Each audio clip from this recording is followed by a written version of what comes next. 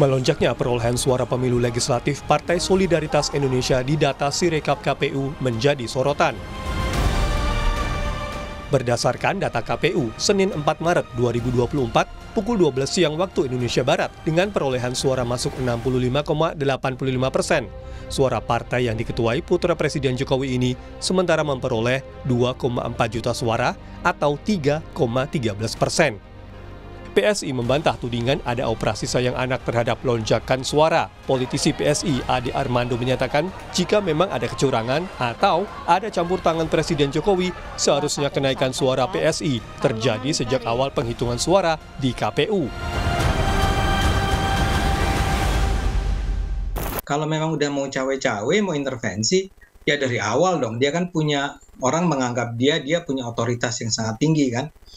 Kalau Jokowinya sayang anak, dalam artian bersikap diskriminatif gitu ya, ya udah dari awal dong, ngapain nunggu sampai sekarang? Ya, ada begitu banyak pihak yang takut ya PSI bisa lolos ke parlemen ya, karena mungkin kalau PSI sampai lolos ke parlemen, kita mungkin emang akan bikin mungkin hal-hal yang tidak biasa, misalnya membongkar korupsi, membongkar penyuapan.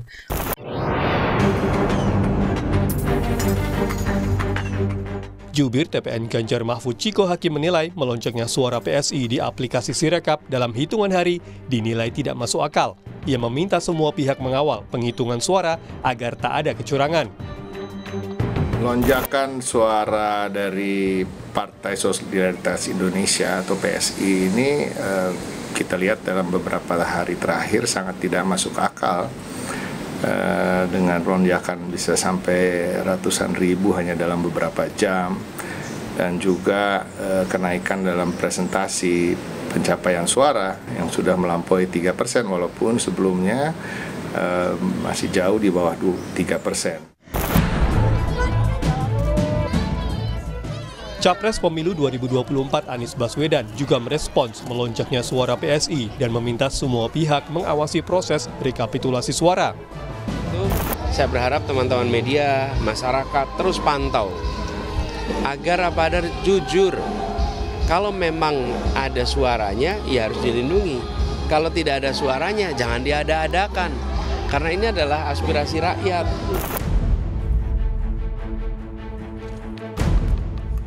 Merespons tudingan lonjakan suara PSI di data Sirekap, KPU menyebut masyarakat bisa memeriksa langsung foto perolehan suara di TPS yang ada di Sirekap untuk memeriksa akurasi suara. Oleh karena itu, saya ingin mengajak kepada para pengakses Sirekap, tidak hanya melihat data numeriknya saja, tapi mohon lihat foto formulir model C hasil planonya. Apakah antara data perolehan suara peserta pemilu yang ada dalam formulir model C hasil plano dengan data numerik Sirekapnya akurat atau tidak. Saat ini KPU masih melakukan rekapitulasi berjenjang dan pengumuman resmi hasil pemilu 2024 akan dilakukan 20 Maret mendatang. Tim Liputan Kompas TV.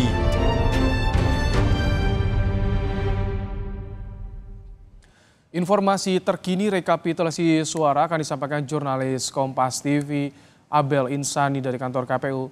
Abel, bagaimana KPU menyikapi polemik lonjakan suara PSI di Sirekap? Sejauh mana proses rekapitulasi pemilu saat ini berjalan, Abel?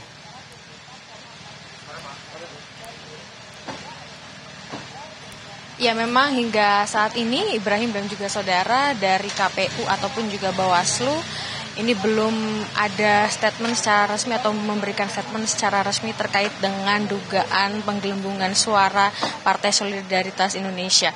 Nah, memang ini menjadi pertanyaan dan juga tanda tanya besar dari semua kalangan masyarakat terkait dengan dugaan penggelembungan suara PSI. Karena kalau dari data ini pada hari Kamis 29 Februari suara PSI ini ada di 2,86% atau 2.171.907.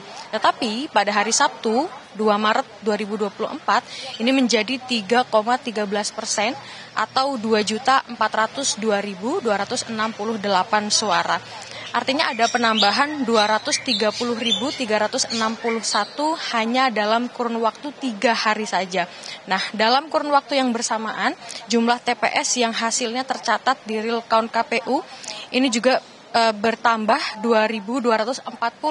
Jadi dari awalnya 539.084 TPS ini menjadi 541.324 TPS. Nah, bisa jadi PSI memperoleh tambahan 203.361 suara ini dari 2.240 TPS.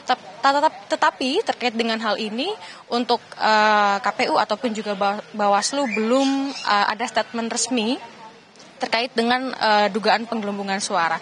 Tetapi kemarin KPU bilang bahwa hingga saat ini KPU terus melakukan atau masih sedang melakukan rekapitulasi secara berjenjang.